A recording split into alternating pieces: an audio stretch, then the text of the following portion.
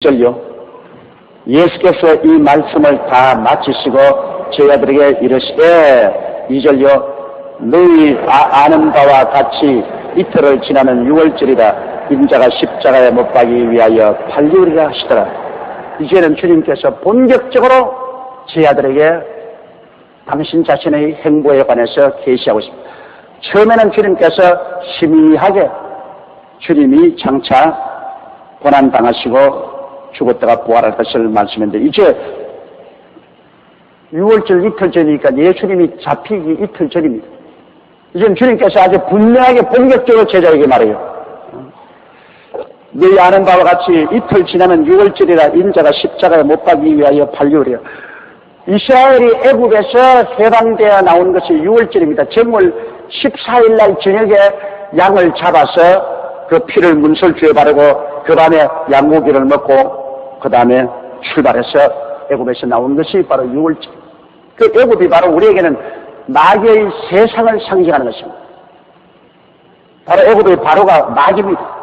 그 마귀의 세상에서 우리를 벗어나기 위해서 예수님께서 바로 6월절 절기에 주님께서 잡혔습니다. 그래서 십자가에 못 박아서 우리가 6월절 양이 된 것입니다. 예수님이 십자가에 못 박아 몸을 찢고 피를 흘리심으로 말미암아 이 마귀의 세상에서 우리가 해방되어서 천당으로 가게 되는 것입니다.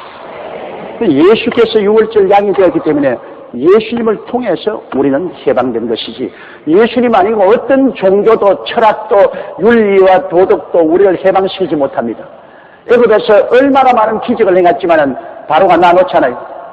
6월절 그 어린 양을 잡는 의식을 통해서 바로가 이스라엘 백성을 내주었어요. 예수 그리스도의 십자가의 그 희생과 보혈의 공로로 말미암아 마귀는 우리를 잡지 못하고 우리를 놓아버리고 마는 것입니다.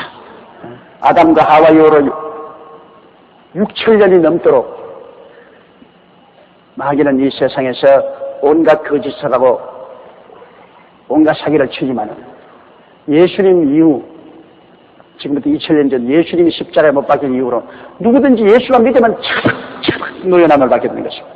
죄사슬이 끊어져 버립니다. 죄의 사슬이 끌려요.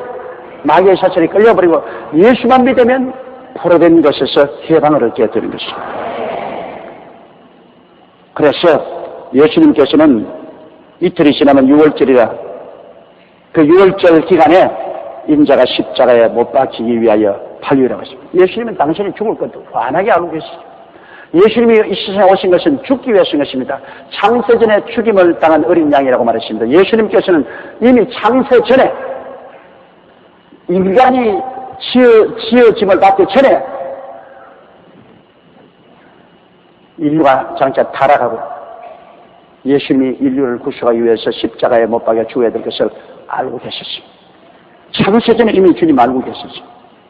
그래서 그리스도의 영이 선지자들을 통해서 여러 모양과 여러 부분으로 그리스도의 고난당할 것을 예언하신 것입니다.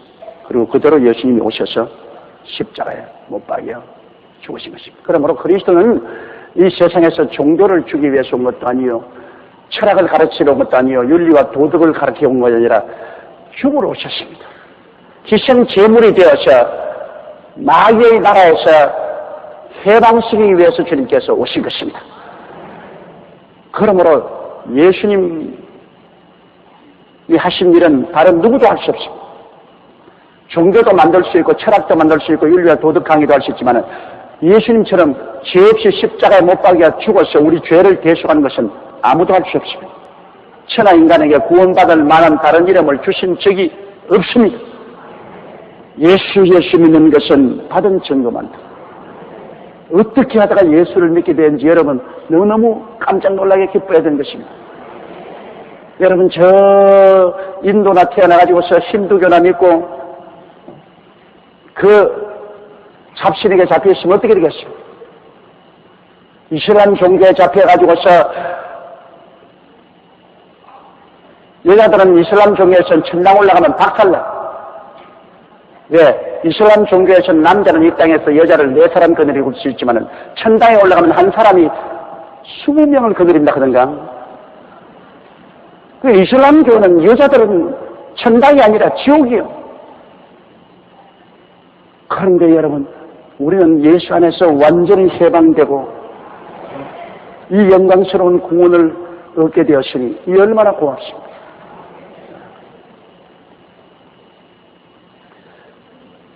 삼절요. 그때 대제사장들과 백성의 장로들이 가야바라 하는 대제사장의 아문에 모여 예수를 회개로 잡아 죽이려고 의논하되 예수 그리스도를 누가 잡아 죽이려고 고발했냐? 야훼 하나님을 믿는다고 하는 그 대표자들이 그렇게 하는 것입니다. 이거 참 놀라운 일입니다. 그들이 하나님을 섬긴다고 하면서 하나님의 아들이 왔는데 하나님의 아들을 잡아 죽이려고 모함하고 하나님의 아들을 죽였다. 그러고도 자기들은 하나님이 일을 했다고 합니다. 예수님을 이단과 사설이기 때문에 잡아 죽였다. 이거 정말로 모순도 보통 모순이 아닙니다, 여러분. 하나님을 섬긴다고 그들이 온갖 정성을 다해서 율법을 지키고 제사의식을 해가면서도 하나님이 진작 오니까 하나님을 죽여버려요. 유대민족들은 지금도 그래요. 지금도 그들은 예수 그리스도를 이스라엘 나라에 가면 법적으로 못 믿게 하고 예수 그리스도를 무시무시하게 핍박하고 있습니다. 하나님의 백성이 하나님을 여쭙고 하나님의 백성이 하나님을 십자가에 못 박았다. 이건 정말로 비극 중에 비극인 거죠. 그가 자기 땅에 오매 자기 백성이 그를 알지 못했다고 성경은 말하고 있습니다. 이제 나중에 보면 예수 그리스도께서 지상에 강림하셔서 7년 환난 이후에 메시아로 오셔서 그들에게 못 잡힌 난 손을 보여주고 못 박힌 발을 보여주시면 그들이 물을 것은 왜 이래 손에 못장이 나고 발에 못장이 났냐. 자기 백성에게 왔을 때 자기 백성들이 십자가에 못 박았다. 그때야 살아남은 유대인들이 땅을 치고 울고 통곡할 것이라고 구약 성경에 말을 하고 있습니다. 그들은 그때야 눈이 떠이라 너무 기가 막힙니다. 어찌하여 우리 조상들이 다가온 메시아를 십자가에 못 박여 죽였냐. 이럴 수가 있느냐. 그때는 땅을 치고 통곡할 것이라고 했습니다. 그런데 이스라엘 백성들은 그 종교적인 국회가 있어요. 거기에는 대제사장과 이 서기관들과 백성의 장로들이 대표가 되어서 72명 가까이 모여가지고서 유대인의 산헤드리라는 종교 국회를 가지고 있습니다. 거기가 정권을 가지고 사람을 죽이기도 하고 살리기도 했어요.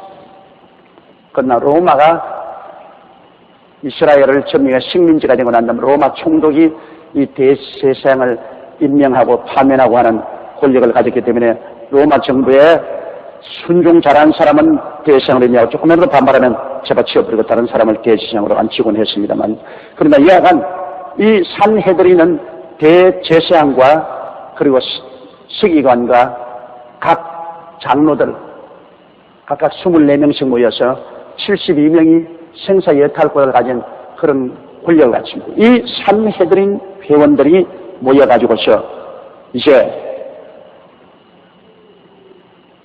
가야바라 하는 대제사장의 아문에 모여 예수를 괴계로 잡아 죽이려 하더라. 그때는 안나스가 제사장이었는데 안나스의 장인 어른이 가야바입니다. 가야바도 대제사장을 했고 안나스도 그 위에 대제사장을 했는데 그네 사위와 장인이 합쳐서 다른 사람들과 함께 모여 예수를 잡아 죽이려고 하는 것입니다. 5절에요. 말하기를 민요가 날까 하노니 명절에는 말자더라. 6월절은 명절 아닙니까?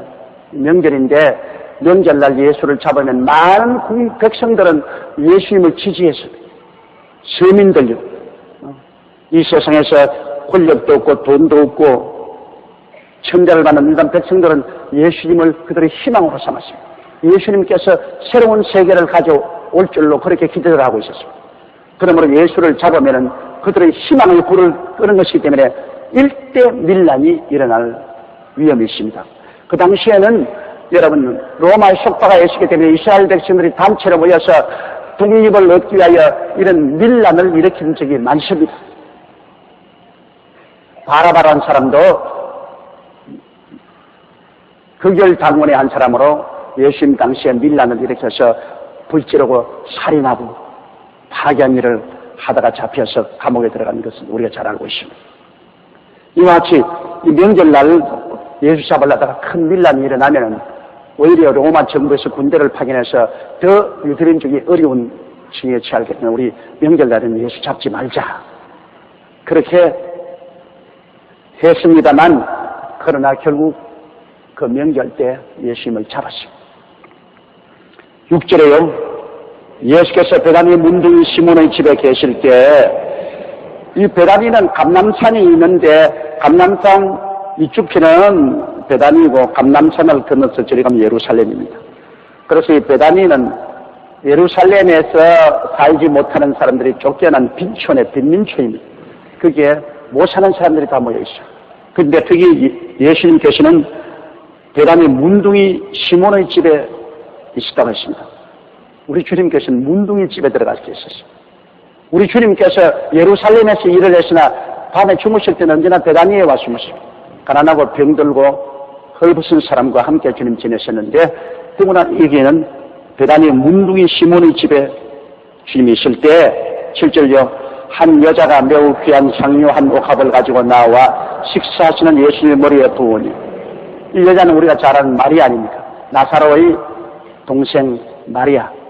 그 마리아가 옥합을 깨뜨려서 그 기름을 예수님 머리에 붓고 발로 붓고 요한복음에 보면 그 머리채로서 그 발을 닦았어요. 굉장한 사랑과 흠모의 정성입니다. 여러분, 이 옥합이라는 것은 유대인의 여자들은 시집 갈 때 가져가는 빅물입니다. 시집 갈 때 옥합에 나도 기름을 얼마나 많이 가져가는가에 따라서 시집에 큰 사랑을 받습니다. 이렇기 때문에 모든 처녀들은 이 옥합에다가 열심으로 나도 기름을 모읍니다. 그래서 기름을 많이 가져갈수록 시집에 가서 사랑을 받습니다. 기름이 큰 살림미책이 됩니다.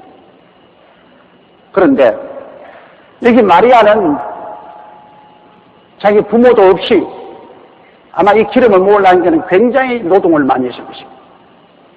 그래서 결혼해서 잘 살 꿈을 가지고 있었는데 예수님이 죽은 오라버니를 살린 것에 너무나 감격해서 그는 시집도 모두 다 포기하고 그 기름을 옥합에 가지고 와서 그는 깨뜨려서 예수의 머리에 붓고 발에 부었다.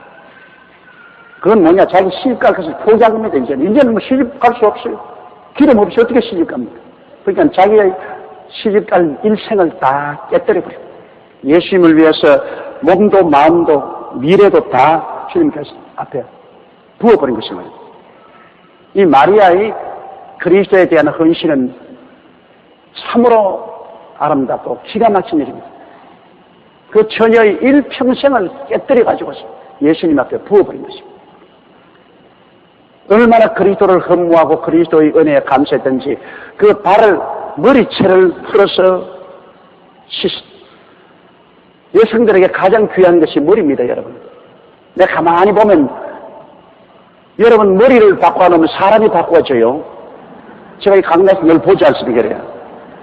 그럼 여러분이 머리를 탁 바꾸면 사람이 완전히 달라 보여요. 다른 사람하고 보니까 머리를 바꿨어. 그래서 여성들은 가장 많은 시간을 머리 가꾸는데 보냅니다. 벌써 기집애는 어릴 때부터 거울에 앉아서 머리를 하고.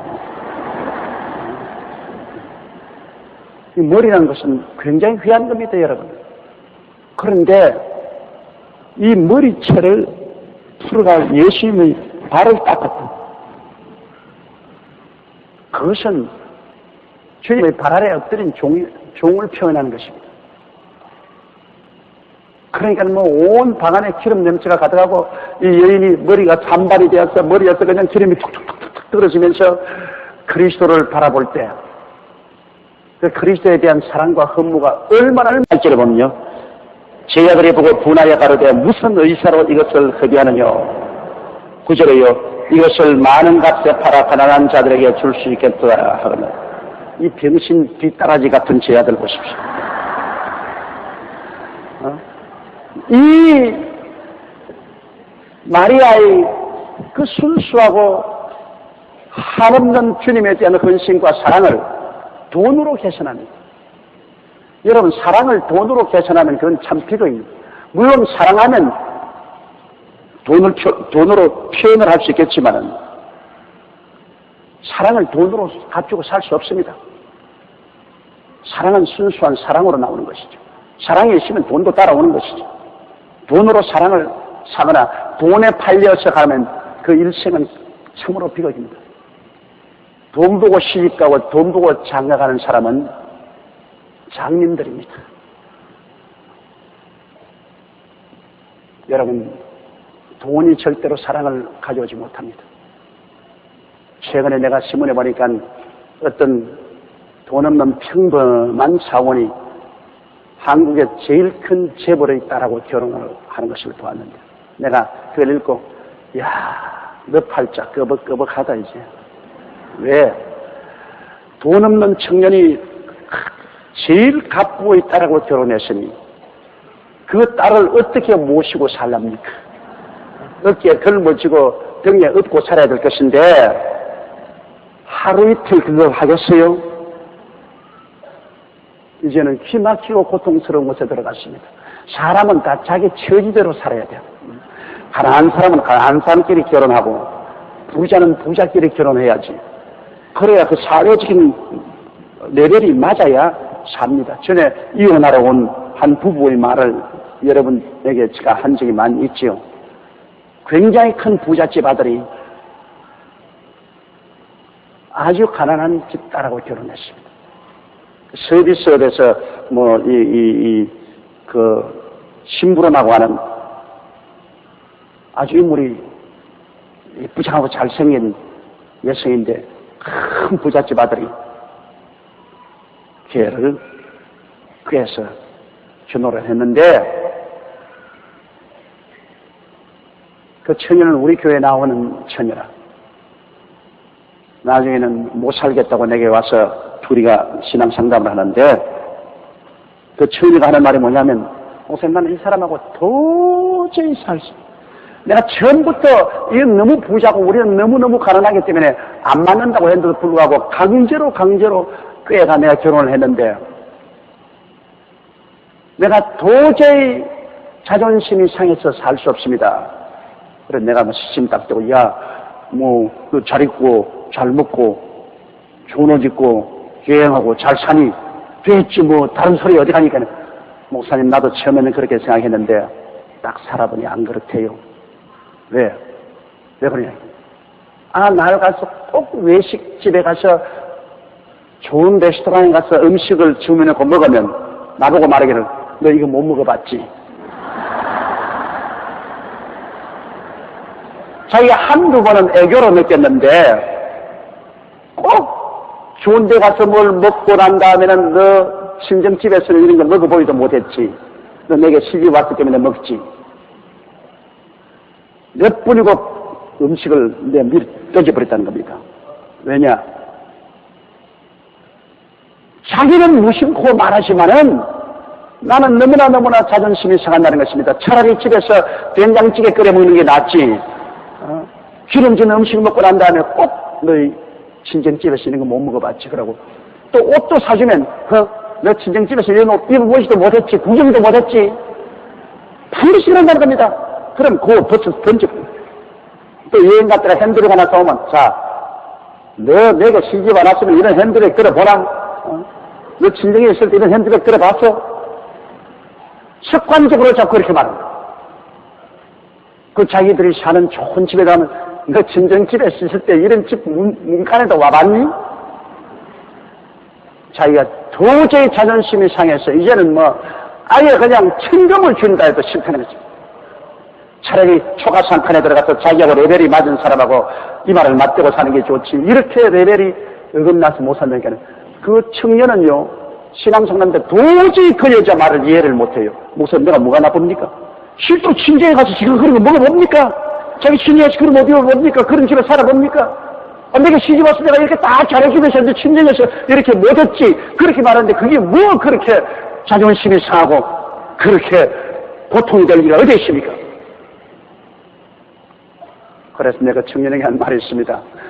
그것은 당신은 어릴 때부터 부잣집으로 살았고 부자 생활을 했기 때문에 열등의식과 좌절감을 느껴본 적이 없다. 가난하고 헐벗고 굶주리고 교육을 못 받은 사람은 깊은 열등의식이 있다, 마음속에. 난 남보다 공부도 못했다. 남보다 가난하다. 남보다 가문이 비천하다. 그러한 좌절과 열등의식이 마음속에 짓눌려 있는데 그 아픈 데를 자꾸 지적하니까 아픈 거 지적하는데 아예 안 클 사람 누가 있느냐? 아픈 것도 자꾸 누르는데 아예 안 클 사람이 없다. 당신의 아내는 거의 태생으로부터 지금까지 눈에 안 보이는 마음속에 열등의식과 좌절감이 눌려있다. 그 아픈 데를 자꾸 누르지 마라.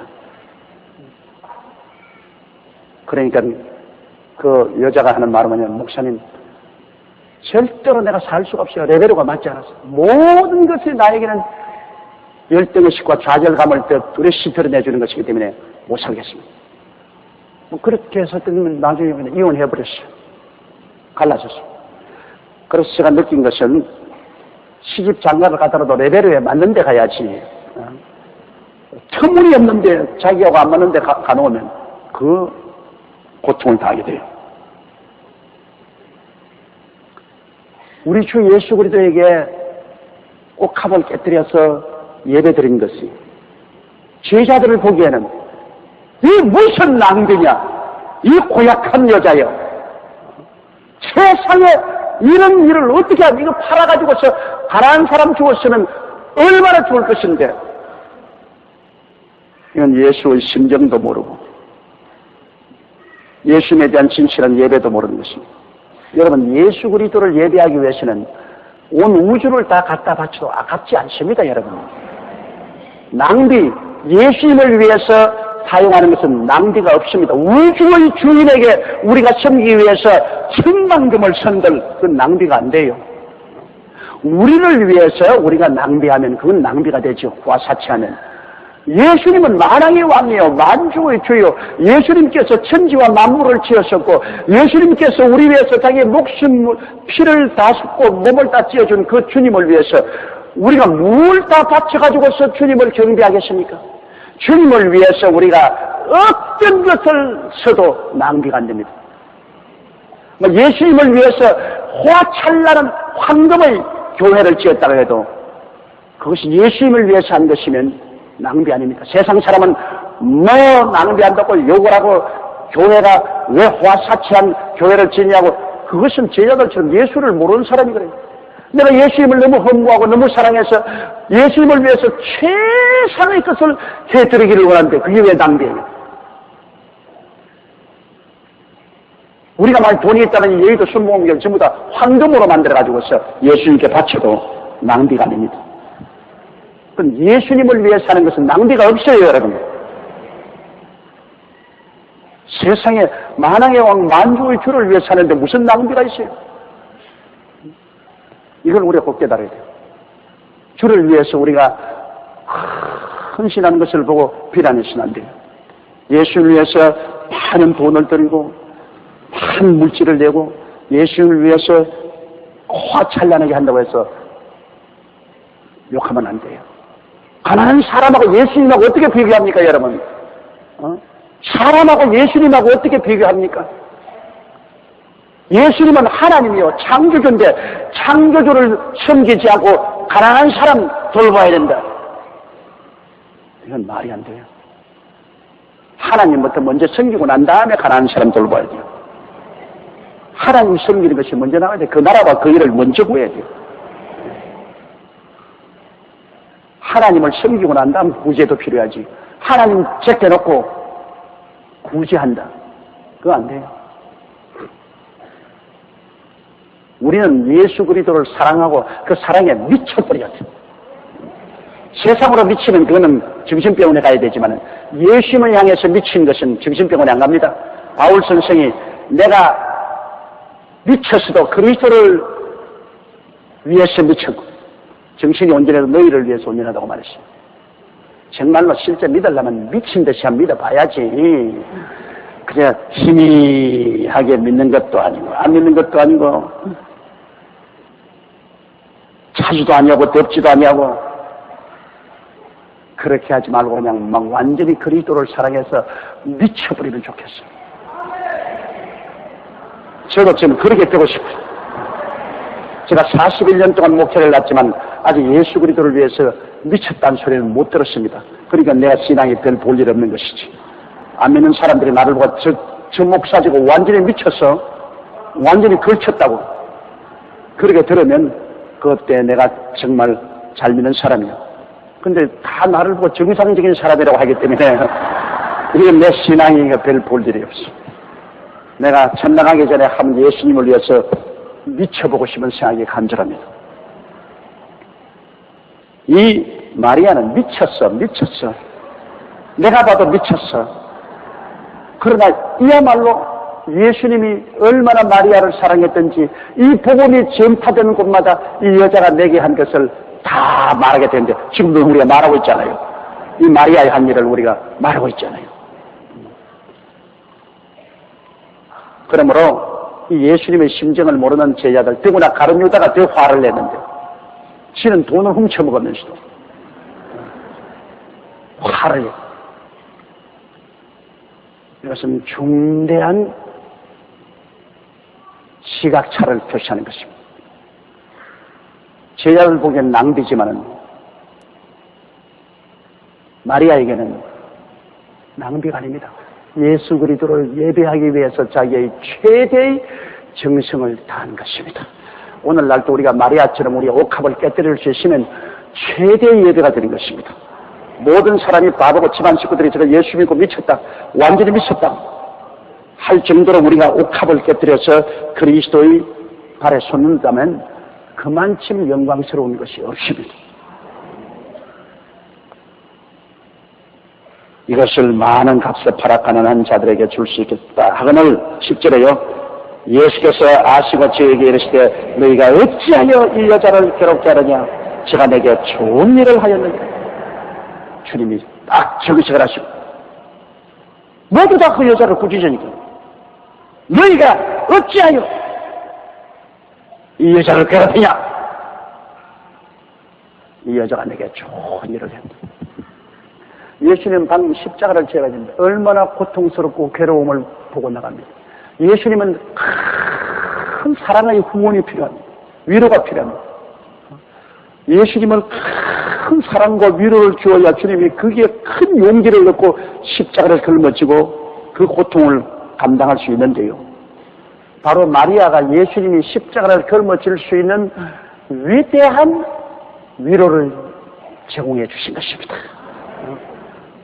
마리아가 예수님을 그렇게 흠모하고 사랑하는 것을 생각할 때 예수님은 내가 목숨을 바쳐서 이 인류를 구원할 가치가 있다고 생각하는 것입니다. 예수님에게 용기와 힘을 준 것이 얼마나 좋습니까? 오늘 또 우리가 예수님을 향해서 큰 사랑을 베풀면 예수님이 크게 기뻐하고 더 영광스럽게 느끼는 것은 내가 십자가를 걸면 가치가 있었다. 이렇게 나를 위해서 옥합을 깨뜨리고 나를 위해서 헌신한 것을 보게 될 때 그 향기를 맡고 주님께서는 내가 정말 고통자한 것 잘했다고 생각할 것입니다. 이러므로 결코 그리스도를 위한 예배와 헌신에 비판을 가해서는 안 됩니다. 어떻게 낭비를 하더라도 이것은 거룩한 낭비입니다. 세상적인 낭비가 아니고 거룩한 낭비입니다. 그러면 이것은 예수께서 영광을 받으시고 예수님을 기쁘시게 한 것입니다. 11절요. 가난한 자들은 항상 너희와 함께 있거니와 나는 항상 함께 있지 않으리라. 가난한 사람은 언제나 있지 않느냐.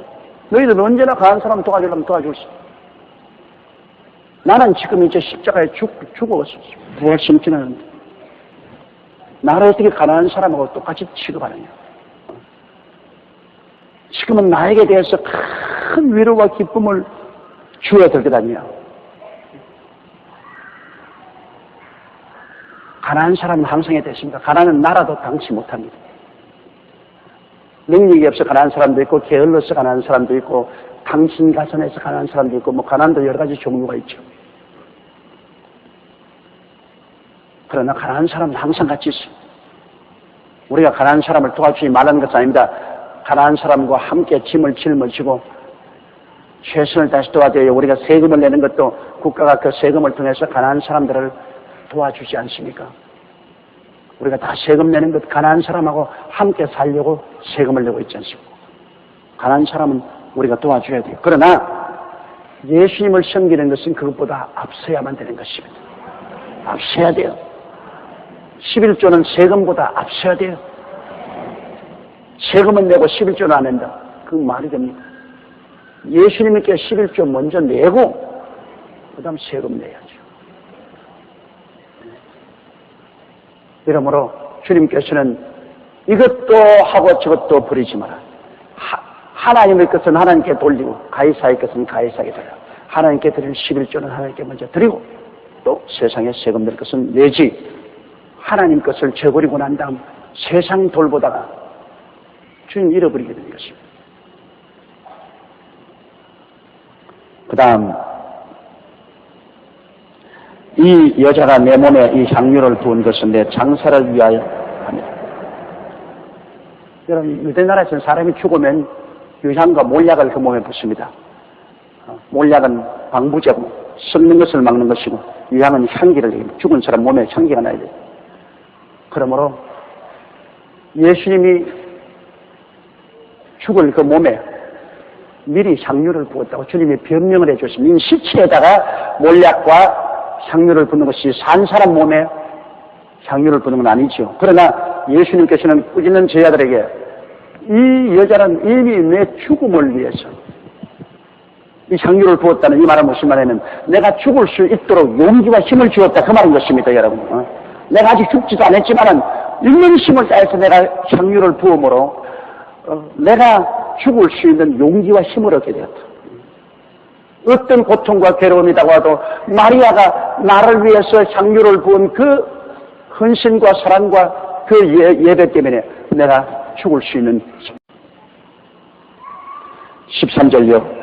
내가 진실로 너에게 이르노니 온천하 어디에서든지 이 복음이 전파된 곳에는 이 여자의 행한 일도 말하여 저를 기념하리라. 와, 뭐 시집 안 가도 까딱 없어요. 오늘 저는 여러분과 함께 마태복음 26장 14절 이하의 말씀을 가지고 여러분과 함께 은혜를 나누고자 합니다. 14절 다 같이 읽겠습니다. 그때 12 중에 하나인 가룟 유다라 하는 자가 대제사장들에게 가서 말하되 15절도요. 내가 예수를 너에게 넘겨주리니 얼마나 주려 하느냐 하니 그들이 은 30을 달아주거늘 저가 그때부터 예수를 넘겨줄 기회를 찾더라. 원래 대제사장들은 명절날에 예수님을 체포하지 않기로 했습니다. 왜냐하면 사람들이 많이 모여오고 사람들은 예수 그리스도를 진실한 하나님의 선지자로 알고 있기 때문에 예수 그리스도를 체포하다가는 밀란이 일어나면 큰 사고가 생길 것이기 때문에 명절 때는 예수를 잡지 않기로 했는데 절호의 기회가 다가왔어요. 예수님의 12 제자 중에 한 사람인 가룟 유다가 예수님을 넘겨주겠다고 자청해 왔으니 세상에 이런 좋은 기회가 어디 있습니까? 그래서 그들은 마음을 고쳐서 예수를 체포하기로 작정한 것입니다. 가룟 유다가 왜 예수님을 넘겨주려고 했습니까? 물론 마귀가 그 속에 들어갔죠. 최후의 만찬 때 예수님께서 여러 번 경고를 했습니다. 그랬는데 가룟 유다는 예수님께 대해서 굉장히 실망을 했습니다. 가룟 유다는 원래 열렬당원 중에 한 사람으로 이스라엘 백성을 로마의 학정에서 해방시켜줄 지도자로서 예수님을 따라다닌 것입니다. 대군중들이 예수님을 허무하고 따라다니고 예수님도 참으로 놀라운 하나님의 능력으로 이스라엘 백성들을 가르치고 이끌어주며 예수님이야말로 이 나라 이 민족을 단합시켜서 로마에서 해방시키고 메시아 천국을 가져올 수 있는 사람이라 정치적인 메시아로 기대했습니다. 예수님은 영적인 메시아로 왔는데 그 당시에 이스라엘 백성이나 예수님을 따라온 가룟 유다도 정치적인 메시아로 그를 기대했습니다. 로마에서 해방시켜주고 자주 독립국가를 세워서 옛날 조상 다윗의 왕국 같은 나라를 세워줄 그러한 지도자로서 예수님을 그들은 선호했습니다. 그러나 예수님은 내내 정치적인 메시아가 아니라는 것을 시인하셨습니다. 당신이 오신 것은 죄인들을 구원하기 위해서 오셨고 십자가에 못 박여 죽는다고. 죽은 지 사흘 만에 부활해서 승천한다. 그 말을 들을 때 가룟 유다는 마음속에 굉장히 언짢았습니다. 배신감을 느꼈습니다. 우리는 당신을 이스라엘을 해방시켜줄 지도자로 생각하고 따랐는데 이제야 십자가에서 죽고 장사 지내고 부활한다. 이 말이 무슨 말입니까? 굉장히 예수님께 대해서 충격을 느꼈습니다. 그래서 가룟 유다는 예수님을 배반하기로 작정을 했습니다. 그건 자기의 정치적인 메시아가 아니고 영적인 메시아라고 말하니까 자기 일생을 예수님께 내어 맡기고 따랐다가 실망을 하니까 그만 예수님을 동경하는 마음이 변하여 적대 감정으로 변했습니다. 그래서 아주 모욕적인 방법으로 예수 그리스도를 배반하려고 작정을 한 것입니다. 그게 설상가상으로 그 마음을 마귀가 들어와서 붙잡으니까 걷잡을 수 없는 그러한 배신자가 된 것입니다. 그래서 가룟 유다는 대제사장, 바리새 교인, 사두개 교인, 교법사들이 있는 곳에 가서 내가 우리 선생님 된 예수를 너에게 넘겨주리니 돈 얼마 주겠느냐. 가룟 유다가 꼭 돈이 필요해서 그런 것은 아니었습니다. 그는 가장 모욕적인 방법으로 예수를 팔아넘기려고 한 것입니다. 돈을 받으려면 굉장히 많은 돈을 흥정할 수 있었습니다. 그러나 돈 은전 30냥, 은 30이면 우리 한국 돈으로 말하면 한 600만 원 됩니다. 예수님을 600만 원에 팔겠다. 그러니까 돈벌이 하려고 한 거 아닙니다. 600만 원은 종을 팔고 사는 금액입니다. 그 당시에 종 한 사람 사는데 600만 원 들었습니다. 파는데도 600만 원 받고 팔고. 그 예수님을 가장 모욕적이고 조수하는 면에서 종의 값을 받고 그리스도를 팔아넘기겠다고 작정한 것입니다. 이것은 가룟 유다가 완전히 절망한 것입니다. 이 판 저 판 사판이다. 너 죽고 내 죽자. 그겁니다. 나는 당신 믿고 일생을 맡겨서 유대 독립이 될 줄 아는데 당신이 이제 십자가에 죽는다고 하니까 까짓것 나도 이제는 희망 없다. 그러므로 당신을 가장 모욕적인 방법으로 배반하고 나도 내 일생을 이제 던져버리겠다. 불행한 사람입니다. 예수 그리스도를 바라볼 때 탐욕을 가지고 이용 가치로 바라보기 때문에 그런 것입니다. 순수하게 하나님의 아들로 믿고 순종하지 아니하고 예수를 이용해서 자기의 정치적인 목적을 달성하려는 동기가 나빴기 때문에 자기 탐욕이 이루어지지 않으니 배반한 것입니다. 오늘날도 여러분 많은 사람들이 예수를 따르면서 순수하게 구원의 주로서 메시아로서 따르지 아니하고 탐욕을 따르는 사람 많습니다. 예수 그리스도를 이용해서 자기의 집이나 명예나 돈벌이 하려는 사람들 많습니다. 그들은 결국 실망하게 되는 것입니다. 많은 정치인들이 예수를 이용해서 표를 얻어 국회의원에 당선되려고 하는 사람 많습니다. 그래서 지역교회도 열심히 나가고 봉사도 하면서 순수한 마음으로 하지 않고 표를 얻으려고 합니다. 그러다가 국회에 나와서 떨어지면 그 다음부터 교회에 빠이빠이. 언제 내가 교회에 나갔더냐? 흔적도 없이 사라집니다. 나는 우리 교회에서 너무나 많은 정치인들이 철새 때처럼 선거 때 와서 등록을 하고 열심으로 봉사하다가 선거가 끝나고 난 다음 바람과 함께 사라진 사람들이 너무나 많습니다. 그런 사람들은 동기가 나빠요. 참으로 나를 위해 십자가에 못 박여 몸짓고 피 흘려 죽었다 부활하신 예수님을 믿고 사랑하고 헌신함으로 오지 않았기 때문에 그들도 예수님을 버리고 예수님도 그들을 버린 것입니다. 혹은 또 예수 그리스도를 이용해서 돈벌이를 하는 사람이 많이 있습니다. 그 때문에 저는 상당히 언제나 아주 몸살을 앓습니다.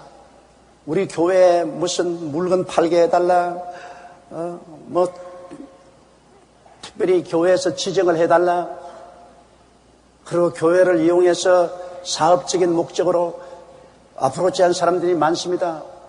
여러 방면으로 사정도 하고 압박도 하고 심지어는 어떤 때는 협박도 하고 정말로 괴로운 일이 많습니다. 하나님의 성전을 이용해서 돈벌이 하겠다면 그건 절대로 안 됩니다. 하나님 성전은 거룩하고 하늘나라는 거룩하니 우리가 몸들여 시간들여 물질들여 섬기고 충성하려고 해야지. 교회를 이용해서 내가 돈을 벌겠다는 것은 예수님의 살과 피를 팔아서 장사하겠다는 것으로 이거는 절대로 축복받지 못하고요. 이건 동기가 좋지 않습니다. 교회는 무조건하고 드리고 섬기는 것입니다. 시간 드리고 물질 드리고 몸 드리고 그리스도는 섬기는 것입니다. 마리아는 자기 옥합을 깨뜨려서 일생을 주님 발 앞에 쏟아부은 교회를 이용해서 일신의 영달이나 유익을 보려고 해서는 절대로 안 됩니다. 그건 반드시 실망하고 말고 또 반드시 하나님께 우중을 듣게 되어 있습니다. 그 가룟 유다는 교회를 정치적인 목적으로 사용한 모범적인 사람입니다. 예수 그리스도를 정치적인 목적으로 사용하려고 하다가 예수님이 정치적인 메시아가 되기를 거부하고 영혼의 구원을 위해서 십자가에 죽었다가 부활할 것을 말하니까 그것이 가룟 유다에게는 결정타였습니다. 17절요. 무교절의 첫날에 제자들이 예수께 나와서 가로되 유월절 잡수실 것을 우리가 어디서 예비하기를 원하시나이까. 유월절이나 무교절은 똑같은 말입니다. 이것은 유대인 달력으로 정월 14일부터 시작해서 정월 20하루까지 7일 동안 그들은 그 빵에 누룩을 넣지 않습니다. 누룩은 그건 부패를 상징하기 때문에 죄를 상징합니다. 빵에 누룩을 넣지 않고 순수한 누룩 없는 빵으로서 7일 동안 먹어야 됩니다. 그것은 이스라엘 백성이 애굽에서 나올 때 그들이 정월 14일 날 오후 3시에 집집마다 양을 잡았습니다.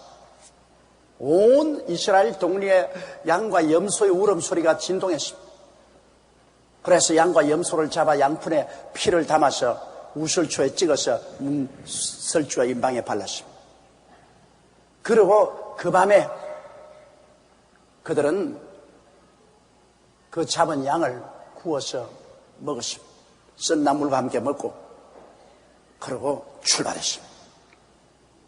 출발할 때 그들은 미처 급하니까 누룩을 반죽해서 떡을 만들 기회가 없었습니다. 있는 그대로 그냥 밀가루를 반죽해서 보따리에 싸서 걸머치고 출발한 거예요. 그렇기 때문에 그들이 출발하고 난 다음에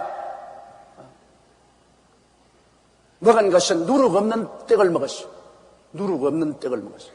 그래서 그것을 기념하기 위해서 이스라엘 백성이 애굽에서 하나님의 능력으로 구원함 받은 것을 기념하기 위해서 유대인의 달력으로 정월 14일 날 그날부터 시작해서 7일 동안을 누룩 없는 떡을 먹도록 했습니다.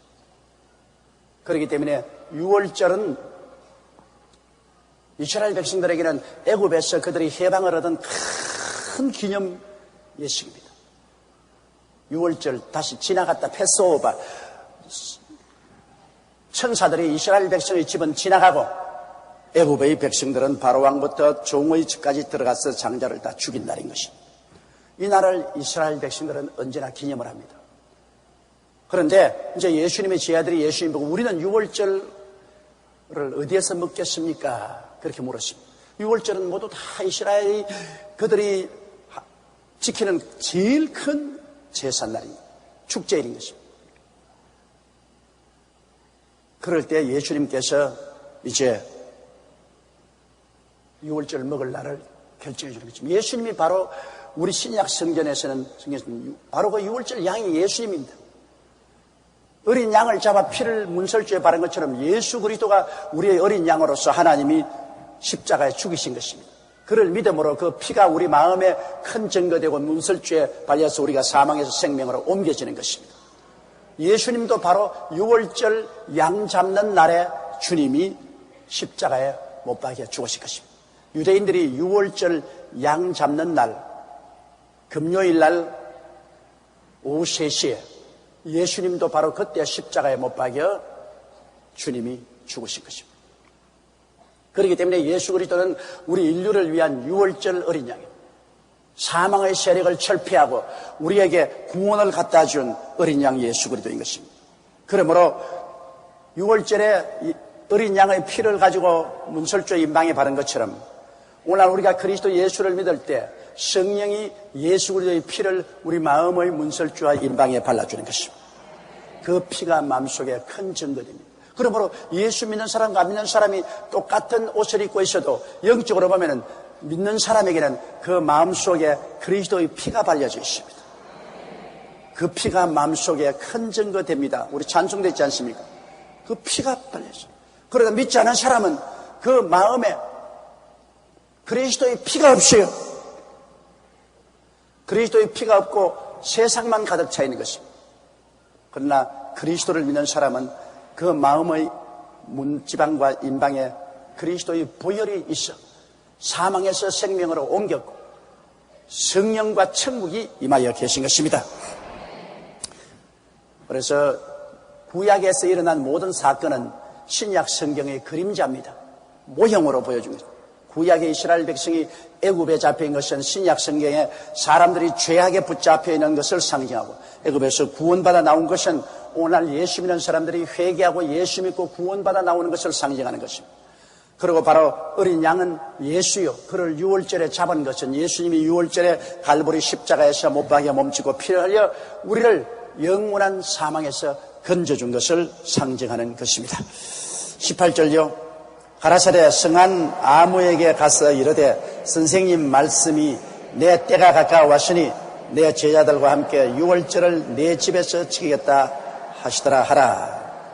그 예수님께서 6월절 준비를 하는데 다른 성경에 보면은 시내 들어갔다가 물동이에 물을 이고 가는 사람을 따라서 가면 그 집에 가서 6월절 먹을 것을 준비하라고 했는데 또 여기 신약, 여기 마태복음에 보면은 그 아무개에 가서 그 주인 보고 선생님이 제자들 데리고 6월절 먹을 준비를 하라고 그걸 명령하랬습니다.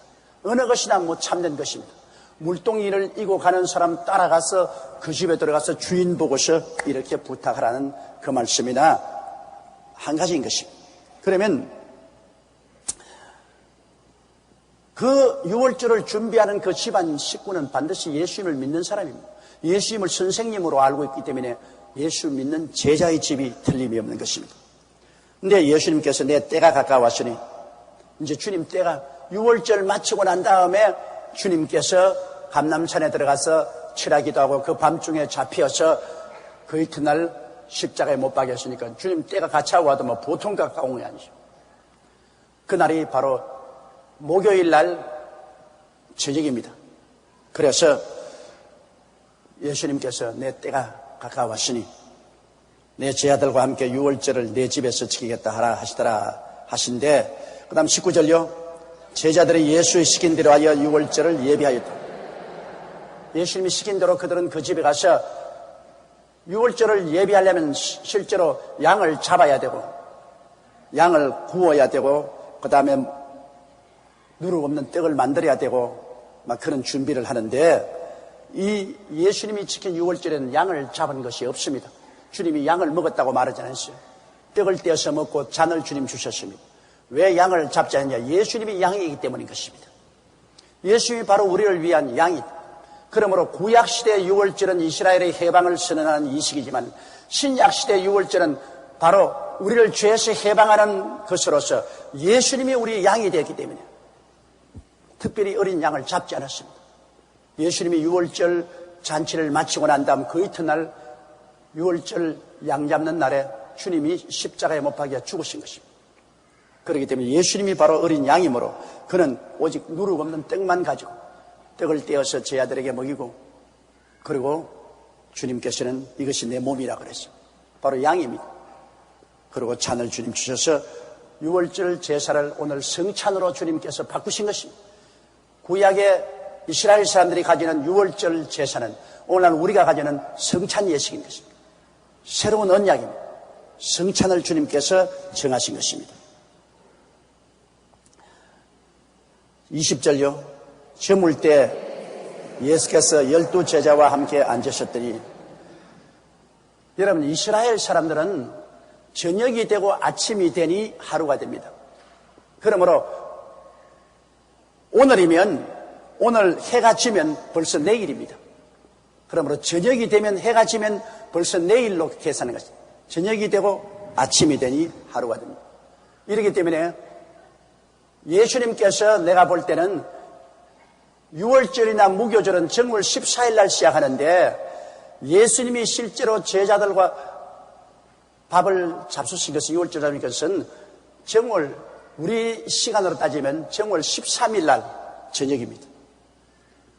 그래서 야 주님이 14일 날 십자가에 못 박이거든. 유월절 양 잡는 날에 십자가에 못 박이니까 주님께서 정월 13일 날 저녁에 이 제자의 집에 가서 주님께서 함께 유월절을 마치고 그날 저녁에 철야하시고 잡혀서 밤새도록 신문당하시고 금요일 날 바로 양 잡는 시간 20절요. 저물 때 예수께서 12 제자와 함께 앉으셨더니 여러분 이스라엘 사람들은 저녁이 되고 아침이 되니 하루가 됩니다. 그러므로 오늘이면 오늘 해가 지면 벌써 내일입니다. 그러므로 저녁이 되면 해가 지면 벌써 내일로 계산하는 것입니다. 저녁이 되고 아침이 되니 하루가 됩니다. 이렇기 때문에 예수님께서 내가 볼 때는 유월절이나 무교절은 정월 14일 날 시작하는데 예수님이 실제로 제자들과 밥을 잡수신 것은 유월절이라는 것은 정월 우리 시간으로 따지면 정월 13일 날 저녁입니다. 그래서 야 주님이 14일 날 십자가에 못 박이거든. 유월절 양 잡는 날에 십자가에 못 박이니까 주님께서 정월 13일 날 저녁에 이 제자의 집에 가서 주님께서 함께 유월절을 마치고 그날 저녁에 철야하시고 잡혀서 밤새도록 신문당하시고 금요일 날 바로 양 잡는 시간인 오후 3시에 골고다 십자가에서 못 박여 우리들의 유월절 어린 양이 되신 것입니다. 그러므로 저물때라고 할 때 이것은 정월 유대인 달력으로 정월 13일 해가 지고 난 다음 그럼 벌써 자기들은 14일입니다. 이게 유월절이 시작한 것입니다. 무교절이 시작한 14일 날 저물 때 예수께서 12 제자와 함께 앉으셨더니 그 다음 21절에요. 저희가 먹을 때 이르시되 내가 진실로 너에게 이르노니 너희 중 한 사람이 나를 팔리라 하시니 12 제자가 다 앉았는데 예수님께서 내가 진실로 너에게 말하니 너희 중에 한 사람이 나를 판다. 벌써 가룟 유다는 대제사장들로 가서 예수님을 은 30양에 팔 것을 흥정을 하고 예수님을 넘겨줄 기회만 삼고 있는데 그때 예수님께서 내가 진실로 말하느니 너희들 중에 나를 한 사람 판다. 주님이 왜 그 말을 하셨을까요? 최후의 일각까지라도 주님이 회개시키기 위해서 그렇게 하신 것입니다. 그럼 가룟 유다 간이 턱턱 내려앉을 거 아닙니까? 그때라도 주님께 엎드려 주여 내가 죄를 지었나이다. 나를 살려주옵소서 했으면 구원을 받았을 것입니다. 가룟 유다에게 마지막까지 주님이 자비를 베푸신 것입니다. 여러분이 아담과 하와가 에덴 동산에서 죄를 지었을 때 벌거벗은 수치를 알고 하나님을 떠나서 숲에 숨어버렸습니다. 근데 주님이 와서 아담아 내가 어디 있느냐. 여러분, 하나님이 아담 어디 있는 줄 몰라서 그럴 줄 압니까? 모든 것을 아시는 하나님이 아담이 죄를 짓고 벌거벗은 수치를 지지 못해서 숲을 뒤에 숨어있는 것 번연히 알면서도 아담아 내가 어디 있느냐. 그렇게 주님이 찾으신 것은 회개할 기회를 주신 것입니다. 그러면 아이고 하나님 내가 죄를 지었습니다. 내가 하나님을 반역하고 선악과를 따먹고 벌거벗어 되었으니 주여 나의 죄를 용서하옵소서. 이렇게 회개하고 나오기를 주님이 원하셨습니다. 그렇지 않을 바에 아담을 찾을 리가 없어요. 안 찾아도 어디 있는지 다 아시는데 왜 찾아요? 그러나 기회를 주기 위해서 아담아 내가 어디 있느냐. 그런데 아담이 그때 회개하고 나왔으면 좋은데 회개를 안 했어요.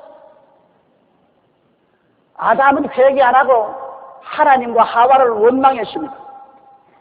하나님이 내게 주신 여자가 나를 깨물어 내가 선악과를 따먹고 이렇게 숨었다고 그랬습니다. 지 잘못을 회개하지 않고 누구 때문에, 바로 하나님 때문에, 여자 때문에 내가 선악과를 따먹었다고 그랬습니다. 회개 안 했어요. 그래서 그 버림받은 것입니다. 가장 중요한 문제는 회개가 문제입니다. 사울 왕도 사무엘을 보내서 왜 아말렉을 전멸하려고 했는데 전멸하지 않고 양과 소떼를 살리고 아말렉의 왕 아각을 살려서 끌고 오느냐고 말할 때 그냥 거꾸로 회개하고 자복했으면 좋은데 변명을 했습니다. 이거는 하나님께 제사 드리려고 백성들이 가져온 것이고 어쩌고 타당화하고 회개를 안 했습니다. 하나님은 제일 미워하는 걸 누굴 미워한지 압니까? 따라 말씀. 하나님은 변명하는 사람을 제일 미워한다. 하나님은 변명 듣기를 원하지 않아요. 다 아는데 무슨 변명을 들어요? 하나님 말씀하시면 회개하는 겁니다. 다윗이 사울보다 더 무서운 죄를 지었죠. 우리아의 남편을 죽이고 우리아를 간음하고 살인 간음죄를 지었으나 그가 하나님께 나단 선지가 와서 너가 죄를 지었다고 할 때 변명을 안 해서 사울처럼 변명 안 했습니다. 그건 내가 죄를 지은 게 아니라 오후에 내가 늦잠 자고 옥상에 그들인데 저 여자가 왜 목욕을 합니까 그때? 내 옥상에서 내려다보던 자기 집에서 전나가 되어서 목욕을 하고 있으니까 내가 유혹이 안 될 수가 없었지요. 저 여자가 목욕만 안 했으면 내가 죄 안 지었을 것인데 그렇게 변명할 수 있어요. 그러나 변명을 안 했습니다. 그는 아이쿠 하나님 내가 죄를 지었습니다. 나의 죄를 용서해 주시오. 즉시로 말하기를 너 죄가 용서받았다고 했습니다. 하나님은요 여러분이 꾸중을 들을 때 변명하는 건 박살납니다. 박살나. 그냥 하나님 변명하는 거는 막 입에다가 주먹을 확 집어넣어 버립니다. 변명하지 마세요. 죄 짓고 난 다음 하나님께 누구 때문에 했습니다. 변명하면 안 돼요. 하나님 솔직히 내가 죄 지었습니다.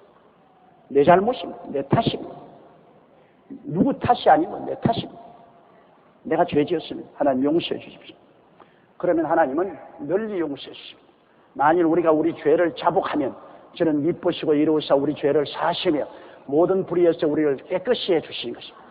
그러나 탓을 돌리면 우리 아버지 탓에, 어머니 탓에, 남편 탓에, 아내 탓에, 이웃 탓에 탓으로 돌리면 하나님은 박살내버립니다. 절대로 죄는 변명하지 마십시오. 여러분 하나님 앞에 변명하면 안 됩니다. 하나님 앞에는 잘못했습니다. 그 밖에 없어요. 하나님 뭘 하라고 하면 하는 거죠. 내가 능력이 없습니다. 실력이 없습니다. 그 따위 소리 하면 안 돼요. 능력이 없든 실력이 없든 하나님이 하라면 하는 겁니다. 하나님 능력 주실 것이니까. 하나님 하라면 하는 것이고. 하나님 구의자면 두말하지 않고 변명하지 않고 회개하는 것이고. 하나님 앞에 우리가 뭡니까? 먼지와 티끌 같은 존재가 아닙니까? 좋고 나쁜 것은 하나님이 결정하시는 것이고 우리는 오직 회개하고 믿고 순종하는 것밖에 없는 것입니다. 그래서 예수님이 가룟 유다에게 마지막 회개의 기회를 주는 것입니다. 이 가운데 나를 팔 자가 있다. 내 같았으면 막 얼굴이 막 화끈하고 막 화루처럼 달아올랐을 것입니다. 나는 옛날에 우리 초등학교 다닐 때 그때 너무나 물질이 핍절했기 때문에 애들이 연필을 훔쳐하는 일이 많았어요. 이웃에 연필 훔쳐가고 안 그러면 남의 점심 도시락 훔쳐서 먹어버리는 거예요. 그럼 선생님이 다 모아놓고 너희 중에 점심 도시락 먹은 놈 나오라! 너희 중에 연필 훔치는 사람 나오는데 나는 훔쳐도 안 먹고 연필도 훔치지 않는데 내 얼굴이 빨개져가지고 내가 부들부들 떨려. 이야 참 이거 이러다가 내가 덮어 서지 않겠냐. 꼭 뭐 신발 훔쳤다 하면 자꾸 선생님이 나를 보는 것 같아요. 난 신발도 안 훔쳤는데 너희들 얼굴만 보면 내가 다 알아. 너희들 중에 훔친 놈 누군지 알아. 근데 선생님이 나만 자꾸 보는 것 같아요. 그래서 죄짓고는 정말로 얼굴을 들 수가 없다는 것을 어릴 때부터 배웠어요. 얼굴이 화끈거리고 뭐 심장이 자꾸 뛰는데 어떻게 합니까? 근데 가룟 유다는 바로 주님이 앉혀놓고 너희들 중에 나를 탈 자가 있다. 여간 강심장이 아니면 그 자리에 견디지 못하고 회개할 것입니다. 그러나 가룟 유다는 그냥 그리스도에 대해서 실망하고 원수를 갖겠다고 생각하기 때문에 눈을 독사같이 뜨고 가만 앉으십니다. 예수님이 마지막 오파를 거역하는 겁니다. 마지막 회개할 수 있는 기회를 주는 것을 그는 거역하는 것입니다. 그래서 예수님이 나중에 가룟 유다에 대해서 말씀할 때 차라리 세상에 안 태어난 것이 좋겠다. 정말로 이 사람 불행한 사람입니다. 오늘날 이 세상에서 가장 미움을 받는 자가 가룟 유다입니다. 역사적으로. 그 나무를 심어놔도 12제자 나무를 심어놓으면 유다라는 나무는 죽어버려요. 사람들마다 욕을 해가지고 그 나무를 보고.